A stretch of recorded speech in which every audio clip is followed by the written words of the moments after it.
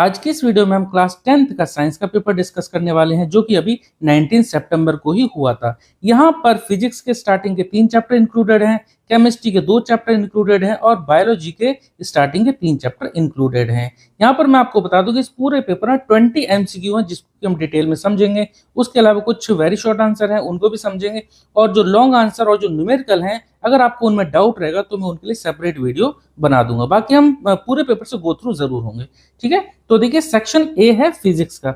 Section A physics से start होता है। तो क्वेश्चन नंबर 1 देखते हैं। A fuse wire repeatedly gets burnt when used with a good heater. It is advised to use a fuse wire off. देखिए fuse wire क्या होता है। फ्यूज वायर फ्यूज के अंदर यूज होता है। इलेक्ट्रिक फ्यूज एक सेफ्टी डिवाइस होता है। जब भी कभी घर में ओवरलोडिंग हो जाए, शॉर्ट सर्किट हो जाए तो ये फ्यूज वायर जल जाता है, ठीक है। तो हमें फ्यूज वायर रखना पड़ता है मोर रेडियस का। क्यों? रेडियस जब ज्यादा होगा तो रेजिस्टेंस कम होगा और जब रेजिस्टेंस कम होगा तो फिर वायर हमारा इतनी आसानी से जलेगा नहीं, ठीक है। तो ध्यान रखना है आपको। क्वेश्चन नंबर 2 देखते हैं। An object is placed in front of a convex mirror, its image is formed. देखिए एक ऑब्जेक्ट को हमें कॉन्वेक्स मिरर के सामने रखा, तब उसकी इमेज कहां बनेगी? तब आपको याद रखना है कॉन्वेक्स मिरर में सिर्फ 2 केस बनते हैं और दोनों ही केस में जो इमेज बनती है वो बनती है राइट साइड में। कैसे पता? वर्चुअल एंड इरेक्ट इमेज बनती है दोनों ही केस में। और वर्चुअल एंड इरेक्ट में यानी कि प्लस में बनती है राइट साइड में, यानी कि बिहाइंड द मिरर, ठीक है। कहां बनेगी? Behind the mirror. Behind the mirror and its position very करेगी ऑब्जेक्ट डिस्टेंस के अकॉर्डिंग। तो आंसर डी, ऑप्शन डी इसका करेक्ट आंसर है।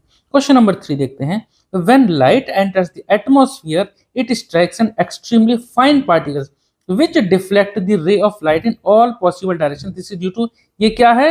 ये है scattering of light, ठीक है। स्कैटर करती है लाइट किसी पार्टिकल से टकराने के बाद, ठीक है। चलिए नेक्स्ट क्वेश्चन नंबर 4 देखते हैं। Magnifying power of A concave lens is, concave lens की जो मैग्नीफाइंग पावर होती है वो हमेशा ऑलवेज लेस देन 1, ठीक है। नेक्स्ट क्वेश्चन देखते हैं। Question number 5। Question number 5, the least resistance obtained by using 2, 4, 1 and 100 ओम। देखिए ये 4 रेजिस्टेंस दे रखे हैं, इनका लीस्ट रेजिस्टेंस क्या आएगा आपको याद रखनी है। अगर इन सबको पैरेलल में जोड़ेंगे तो आएगा सबसे कम रेजिस्टेंस यानी कि लीस्ट। अगर इनको हम सीरीज में जोड़ देते तभी आता इसका सबसे ज्यादा रेजिस्टेंस। तो पैरेलल में कैसे जोड़ते हैं मैं आपको समझाता हूँ। देखिए पैरेलल में रेजिस्टेंस हम जोड़ते हैं इस तरह से, 1/r equal to 1/r1 plus 1/r2 plus 1/r3 plus 1/r4। क्योंकि ये 4 रेजिस्टेंस हैं इसलिए 1 अपॉन करके लिखना होता है और ये r का ही इनका ओवरऑल रेजिस्टेंस। तो लिख देते हैं 1/r की वैल्यू कितनी है? 2 प्लस 1 दूसरा 4 है प्लस 1 तीसरा 1 है और लास्ट वाला है 100। तो इस तरह से लिख दिया। 2, 4 और 100 इन सब का एलसीएम निकाल लेते हैं, ये आ जाएगा 100। तो 2 में क्या मल्टीप्लाई करेंगे? 100 हो जाए तो 50। 50 को हमने ऊपर लिखा तो 50 प्लस 4 में क्या मल्टीप्लाई करेंगे? 100 हो जाए 25। तो ऊपर 25 प्लस यहाँ 100 और यहाँ पर 1। इन सबको जोड़ देते हैं, कितना आ जाएगा? देखो इधर में 1/r, इन सबको जोड़ देते हैं तो ये आ जाएगा 75 और 176, ये आ जाएगा 176/100। ये आ जाएगी 1/r की वैल्यू। अगर r निकालना है हमें तो इसको हम रेसिप्रोकल कर देते हैं दोनों तरफ। r इक्वल टू क्या आएगा? 100/176। अब देखिए डिनोमिनेटर में है बड़ी वैल्यू, न्यूमरेटर में है छोटी वैल्यू, तो ये इसका जो सॉल्यूशन आएगा यानी कि इसका जो आंसर आएगा वो हमेशा आएगा 1 से छोटा। जब डिनोमिनेटर बड़ा हो न्यूमरेटर छोटा हो तो आंसर 1 से कम आता है। ऑप्शन क्या है? देखो ये लेस देन 1। इसको आप आंसर निकाल सकते हैं पॉइंट में, पर यहाँ पर आंसर क्या आएगा? 1 से छोटा। तो ऑप्शन नंबर सी इसका करेक्ट आंसर है, ठीक है। चलिए क्वेश्चन नंबर 6 करेंगे। क्वेश्चन नंबर 6 में यूनिट ऑफ रेजिस्टिविटी पूछे। तो देखो रेजिस्टिविटी का फॉर्मूला कैसे निकालेंगे? पहले R equal to rho L upon A, ये रेजिस्टेंस का फॉर्मूला है। यहां से रेजिस्टिविटी होती है ये रो, तो रो को अगर निकालेंगे तो रो इंटू एल को हमने एक तरफ रखा, ए को आर को इधर मल्टीप्लाई में पहुंचा देंगे दूसरी तरफ, यानी क्रॉस मल्टीप्लाई कर दिया, आर इंटू ए लिखा हमने, ठीक है। और यहाँ पे रो एल, रो की वैल्यू निकालेंगे तो रो को ऐसे रखा, A R upon L. Area की यूनिट होती है मीटर स्क्वायर, रेजिस्टेंस की होती है ओम और नीचे लेंथ की यूनिट होती है मीटर। तो मीटर से 1 मीटर कट गया तो ऊपर बचा मीटर और ओम, यानी कि मीटर ओम, इसको आप जो है ओम मीटर भी लिख सकते हैं। ऑप्शन इसका ये ऑप्शन डी, ओम मीटर, ठीक है। क्वेश्चन नंबर 7 में असर्शन और रीजन है। असर्शन दे रखा है rainbow is a natural spectrum of sunlight in the sky. ठीक है, हाँ बिल्कुल ठीक है, नेचुरल स्पेक्ट्रम ही होता है। Reason rainbow is formed in the sky when the sun is overhead and water droplets are also present in air. दोनों ही करेक्ट है, तो both assertion and reason are true and the reason is the correct explanation, option A. Next question number 8 वो भी assertion है reason का ही है। Myopic eye can not see distant object distinctly. ठीक है, मायोपिक आई जो होती है यानी कि जिनको दूर का देखने में प्रॉब्लम हो तो उनको बोलते हैं myopic eye. Can not see distant object distinctly, बिल्कुल ठीक है। Reason for the correction of myopic eye converging lens. नहीं भाई नहीं, यहाँ पे कन्वर्जिंग लेंस नहीं, डाइवर्जिंग लेंस यूज किया जाता है। जब भी मायोपिक आई की हम बात करेंगे ना तो इसके लिए कॉनकेव लेंस लगाया जाता है। कॉनकेव लेंस, और कॉनकेव लेंस क्या होता है, डाइवर्जिंग लेंस होता है, और कन्वर्जिंग लेंस होता है कॉन्वेक्स लेंस। तो जब भी मायोपिक आई की हम बात करें तो उसके लिए कॉनकेव लेंस यूज किया जाता है करेक्टनेस करेक्ट करने के लिए। ठीक है, तो यही इसका आंसर है, यानी कि ये रीजन गलत है और असर्शन करेक्ट है। तो both assertion and reason are true. नहीं नहीं नहीं, assertion is true but reason is false, option C इसका करेक्ट है। चलिए क्वेश्चन नंबर 9 देखते हैं। क्वेश्चन नंबर 9 देखिए, यहाँ पर वेरी शॉर्ट आंसर टाइप में, एमसीक्यू नहीं है। क्या क्वेश्चन है, why is convex mirror used as a rear view mirror in vehicle state, any one reason. देखो गाड़ी में जो कार वगैरह जो होती है इन सब में पीछे का व्यू देखने के लिए, रियर व्यू देखने के लिए हम कॉन्वेक्स मिरर यूज करते हैं। कारण क्या है, कारण देखिए इसके दो हैं, समझिए पहले।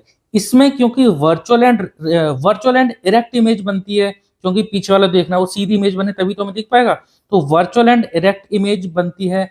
दूसरा रीजन के ब्रॉडर व्यू को कवर करती है, ज्यादा एरिया कवर कर लेती है। तो ये इसके दो रीजन है। यहाँ पे 1 पूछा, मैंने आपको 2 बता दी। उसके बाद डिफाइन द टर्म ऑफ, अच्छा ये एक न्यूमेरिकल दे रखा है रिफ्रैक्शन का, आप ट्राई करना। अगर आपको नहीं आएगा तो आप कमेंट करना, मैं सॉल्यूशन प्रोवाइड कर दूंगा, बस आप ट्राई जरूर करना, फिर आप मेरे से कमेंट करके पूछना। उसके बाद इक्विवेलेंट रेजिस्टेंस निकालना है जब ये कनेक्टेड हो पैरेलल में। पैरेलल में मैंने आपको बताया अभी कि पैरेलल में किस तरह से रेजिस्टेंस निकालते हैं। ठीक है, वो आप देख लेना फॉर्मूला कैसे, फिर आप निकालना। नहीं आएगा तो आप कमेंट करना, मैं बता दूंगा। उसके बाद ओम्स लॉ पूछा है, इसको रिप्रेजेंट करना है मैथमेटिकली, चलो आप ये कर सकते हैं। और उसके बाद ये भी न्यूमेरिकल है, करना आप ये ट्राई। उसके बाद क्वेश्चन नंबर 12 दे रखा है, name the defect of vision. चलो ये भी देखना आप जो है। उसके बाद ये लॉन्ग आंसर टाइप क्वेश्चन है। देखो आप ये क्वेश्चन देखते रहो सही से, जिस भी क्वेश्चन में आपको लगे कि ये आप नहीं कर पाओगे तो आप मेरे से जरूर पूछना। फिर एक केस स्टडी है, आसान सा केस स्टडी है, जरूर देखना। उसके बाद देखिए फिर ये हमारे बायोलॉजी के स्टार्ट होते हैं क्वेश्चन, यहां से हमारे फिर से एमसीक्यू स्टार्ट हो जाते हैं। ठीक है, तो पहला है which one of the following statement is correct about the human circulatory system. Human circulatory system कौन सा करेक्ट है, ब्लड ट्रांसपोर्ट करता है only oxygen and not carbon dioxide, ये तो भी गलत है, कार्बन डाइऑक्साइड को भी कैरी करता है। ह्यूमन हार्ट हैज 5 चैम्बर, नहीं नहीं भाई, ह्यूमन में तो 5 ही चैम्बर होते हैं। Valve ensure that blood does not flow backward, ये सही है, वाल्व एंश्योर करता है कि ब्लड जो बैकवर्ड फ्लो ना करे। उसके बाद both oxygen rich and oxygen deficient, नहीं नहीं, ये तो ऑप्शन नंबर सी सही है और बाकी ये तीनों गलत हैं, तो ऑप्शन सी इसका correct answer. Stomata are tiny kidney और बीन शेप्ड पोर्स और opening present in the epidermis of the cell, opening and closing of this is due to, ये किसकी वजह से होता है, तो देखिए इसका आंसर है diffusion of CO2 in and out of the guard cell. ठीक है, ऑप्शन नंबर डी। ठीक है, अगर आप सोचेंगे movement of water in and out of the guard cell, तो देखो बाहर तो निकलता है, अंदर नहीं जाता। स्टोमेटा में पानी बाहर से अंदर नहीं जाता है, अंदर से बाहर निकलता है थ्रू ट्रांसपीरेशन। ठीक है, चलिए क्वेश्चन नंबर 18 करेंगे। Receptors are usually located in sense organ, gustatory receptors are present in, तो ये कहां प्रेजेंट रहते हैं, ये प्रेजेंट रहते हैं टंग में। ठीक है, ऑप्शन नंबर ए। ठीक है, ऑप्शन नंबर ए। चलिए क्वेश्चन नंबर 19 करेंगे। The ability of a cell to divide into several cells during reproduction in plasmodium, plasmodium में अगर एक सेल कई सेवरल सेल्स में जो डिवाइड हो जाता है इसको बोलते हैं मल्टीपल फिजन। ठीक है, नेक्स्ट क्वेश्चन, क्वेश्चन नंबर 20। यहाँ पर देखिए हमें मिसिंग टर्म पता करनी है, स्टिमुलस, रिसेप्टर, सेंसरी न्यूरॉन, इसके बाद आता है स्पाइनल कॉर्ड। ठीक है, क्वेश्चन नंबर 21 में the embryo in human gets nutrition from the mother's blood, embryo जो माँ के गर्भ में जो बच्चा होता है एम्ब्रियो, मदर्स ब्लड से जो न्यूट्रिशन लेता है with the help of A special tissue called placenta. ठीक है, ये आंसर आपको याद रखना है। उसके बाद 22 में असर्शन रीजन है, यहाँ दे रखा है the effect of oxygen hormone on the growth of root is exactly opposite to that on stem, सही है बिल्कुल। Reason oxygen hormone increases, very good, ठीक है, increase the rate of growth in root and decrease the rate of growth in stem. चलो दोनों ही correct है, तो both A and R true and R is the correct explanation. चलिए इसके बाद ये वेरी शॉर्ट आंसर स्टार्ट हुए। Name the all types of asexual reproduction with example आप दे सकते हैं। सनलाइट, क्लोरोफिल के अलावा और कौन सी थिंग रिक्वायर्ड होती है फूड को बाई फोटोसिंथेसिस? तो सनलाइट और क्लोरोफिल के अलावा वाटर का रिक्वायरमेंट होता है। ठीक है, चलिए इसके बाद आगे पढ़ते हैं। उसके बाद ही आगे describe the function of nephron. Nephron होता है भाई किडनी में, ठीक है, नेफ्रॉन सेल जो किडनी का होता है, ठीक है, उसका सूटेबल डायग्राम से इसको एक्सप्लेन करना आप ये समझा सकते हैं। Advantage, disadvantage, sexual and asexual reproduction, ये भी आप लिख सकते हैं। सॉरी।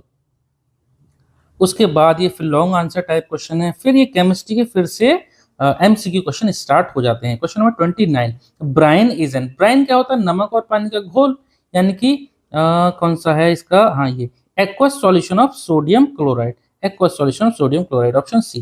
क्वेश्चन 30 देखते हैं। Oxidation is a process which involve, oxidation क्या होता है? एडिशन ऑफ ऑक्सीजन या फिर रिमूवल ऑफ हाइड्रोजन। अब यहाँ दोनों ही प्रेजेंट है, रिमूवल ऑफ हाइड्रोजन भी है, एडिशन ऑफ ऑक्सीजन। तो ये क्वेश्चन में थोड़ी सी मिस्टेक है, एक ऑप्शन कोई होना चाहिए था इसमें। चलो question number 31, which of the following statement about the given reaction are correct? इसमें से कौन सा करेक्ट है? ऑप्शन हमारे ये रिएक्शन दे रखी है, फिर ये ऑप्शन है, देखते हैं इसमें क्या है।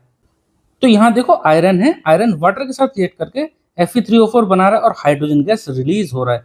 Iron metal is getting oxidise, बिल्कुल ठीक है, यहाँ Fe है, यहाँ पे Fe3O4, यहाँ पे ऑक्सीजन जुड़ गया तो ऑक्सीडाइज तो हो रहा है, करेक्ट है। Water is getting reduced, water था H2O, यहाँ पे सिर्फ H2 रह गया, रिड्यूस हो गया, सही है, ये भी करेक्ट है। Water is acting as reducing agent, ये गलत है, वाटर एक्ट कर रहा है एज ए ऑक्सीडाइजिंग एजेंट, ठीक है। तो ऑप्शन यानी कि 1, 2 और 4 किस में आ रहे हैं? 1, 2 एंड 4, ऑप्शन नंबर सी इसका करेक्ट आंसर है, ठीक है। चलिए नेक्स्ट क्वेश्चन करेंगे, question number 32, what is formed when zinc reacts with sodium hydroxide? जब जिंक रिएक्ट करता है सोडियम हाइड्रोक्साइड के साथ तो सोडियम जिंकेट बनाता है। तो सोडियम जिंकेट देखो फर्स्ट में तो है नहीं, सेकंड में है, सोडियम जिंकेट और हाइड्रोजन गैस भी रिलीज करेगा, तो ऑप्शन बी इसका करेक्ट आंसर है। बाकी के ऑप्शन देखते हैं जरा। बाकी के ऑप्शन में देखो यहाँ भी सोडियम जिंकेट है लेकिन यहाँ पे वाटर है, ठीक है, तो ऑप्शन नंबर बी ही हमारा करेक्ट था। यहाँ पर देखो वेरी शॉर्ट आंसर क्वेश्चन है, right word equation, word equation लिखनी है यहाँ पे, बैलेंस्ड इक्वेशन, तो चलो ये आप कर सकते हो, चैप्टर नंबर 1 से है। और उसके बाद ये बैलेंस करना है। अगर आपको इनमें किसी में भी डाउट रहे ना तो आप कमेंट करना, मैं इसका जो एक सेपरेट वीडियो बना दूंगा, जिस भी क्वेश्चन में आपको डाउट रहेगा मैं सेपरेट वीडियो जरूर बनाऊंगा, ठीक है। चलो उसके बाद फिर देखो ये नेक्स्ट क्वेश्चन आप यहाँ पे ये सारे देख सकते हैं, ठीक है, ये बड़े बड़े क्वेश्चन है जिनको सॉल्व करना है। आप बताना अगर किसी भी क्वेश्चन में आपको डाउट रहेगा तो मैं एक सेपरेट वीडियो बना दूंगा। फिर देखिए लास्ट में केस स्टडी, केस स्टडी आपको जरूर देखना है, केस स्टडी में अच्छे क्वेश्चंस मिल जाते हैं, ठीक है, और आपके बोर्ड एग्जाम्स में भी केस स्टडी आती है, ठीक है। जो भी हमारे पेपर है हमारा पूरा बोर्ड एग्जाम के पैटर्न पर ही है, ठीक है, ये पूरी केस स्टडी है, आपको इसमें आसानी से इसका आंसर मिल सकता है, ठीक है। तो इस क्वेश्चन पेपर में इतना ही था, कमेंट सेक्शन में आप जरूर बताना जो जो आपके डाउट्स हैं, ठीक है। चलिए मिलते हैं नेक्स्ट वीडियो में, ओके, थैंक यू।